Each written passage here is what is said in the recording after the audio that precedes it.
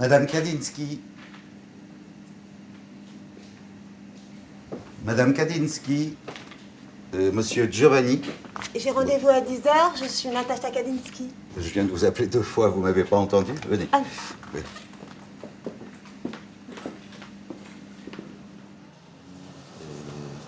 Qu'est-ce qui vous amène, madame? Excusez-moi, Oui. est-ce que ça vous dérange de me regarder quand vous parlez? Je suis malentendante et je lis sur les lèvres. Ah, pardon, désolé, Oui. Un bout de papier, ça pourrait aider. Ah oui, alors ça c'est très utile pour les informations importantes. Oui. D'accord, très Mais bien. pour échanger ensemble, on devrait y arriver. Alors, qu'est-ce qui vous amène, madame?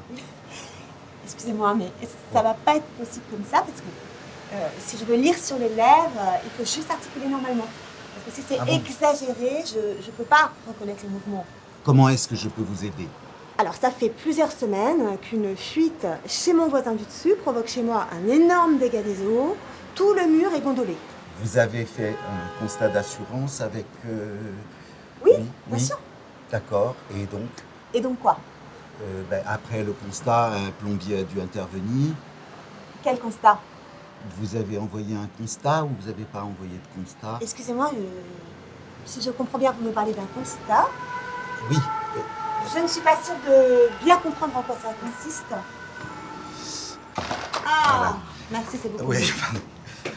Non, mais ce constat, il faut vraiment que vous l'envoyiez Pardon. assez vite. À nouveau, mais le contre-jour m'empêche de voir votre visage. Donc ça, c'est un constat Oui. qu'il faut envoyer à votre assurance.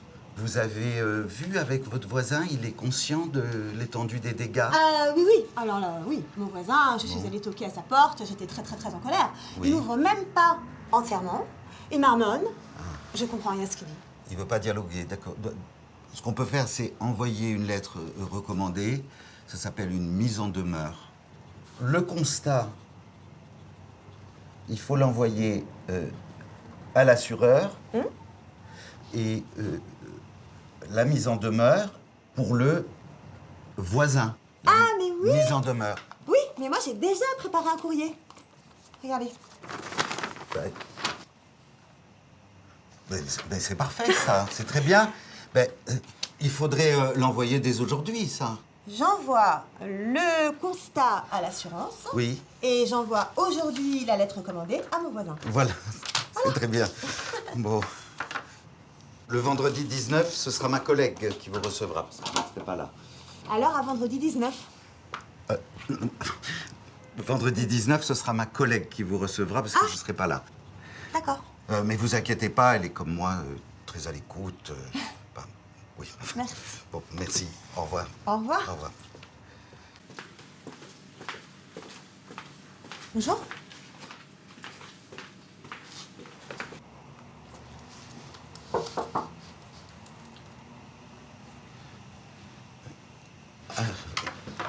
Bonjour.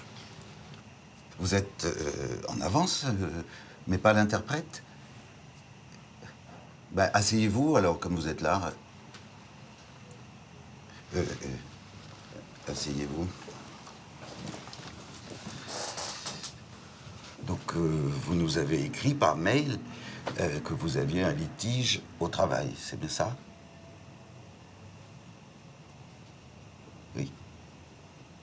Oui. C'est de vous à moi, c'est vraiment bien d'être passé par les mails. Ça nous a permis de savoir que vous aviez besoin d'un interprète et de nous rappeler que c'était à nous de le trouver. Vous ne comprenez pas quand...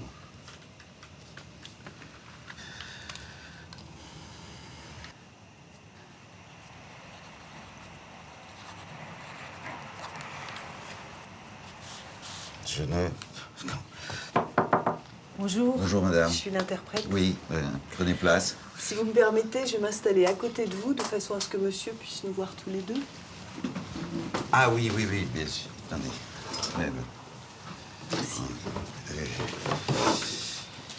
Mais pour éviter ce genre de désagrément, monsieur n'aurait pas pu demander à quelqu'un de son entourage pour traduire?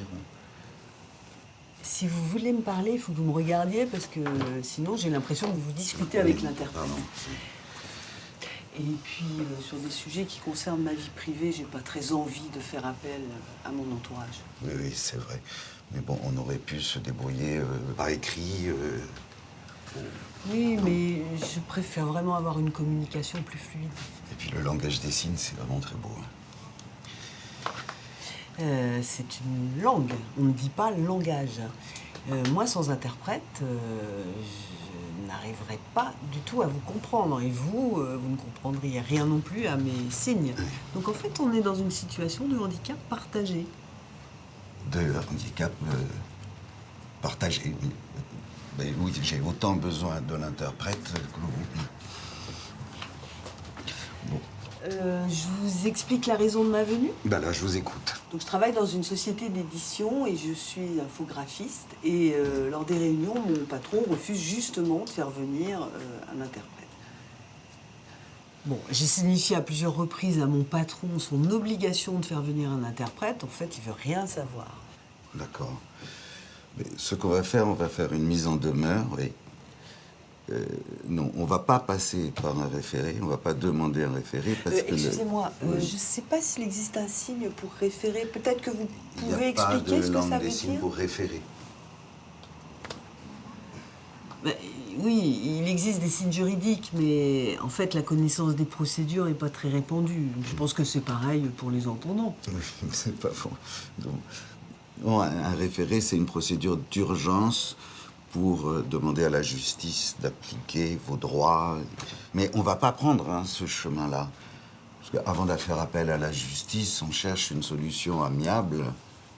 Amiable, il y a un mot, il y a un signe. Ah, c'est reconnu, ça, c'est justice, ça, ce signe? Ça, c'est la balance, oui. Oui. Bon, en tout cas, s'il y a une procédure judiciaire, demandez bien au conseil de prud'homme, et dites-leur bien que vous êtes sourd et muet pour qu'ils prévoient un traducteur, quoi. Oui, je suis pas muet, je suis sourd. Et en fait, c'est un abus de langage de dire sourd-muet. Vous savez, j'ai appris à parler avec l'orthophonie, mais ma voix est pas très compréhensible. Et puis, les échanges sont pas très confortables. Donc, je préfère vraiment la langue des signes. Ah, d'accord. Ben, décidément, je sais pas, on devrait nous dire 2-3 petites choses quand même avant de voir un sourd. Vous disiez que c'est pas moi qui paye l'interprète au tribunal, c'est bien ça? Ah ben, le tribunal prend toujours en charge les frais de traduction en langue des signes. En revanche, pour vos rendez-vous des avocats en dehors des audiences, là c'est différent, c'est vous qui payez l'interprète. Oui, oui. Excusez-moi. Oh, excusez-moi, c'est une urgence. Monsieur me demande d'arrêter de traduire. Ah.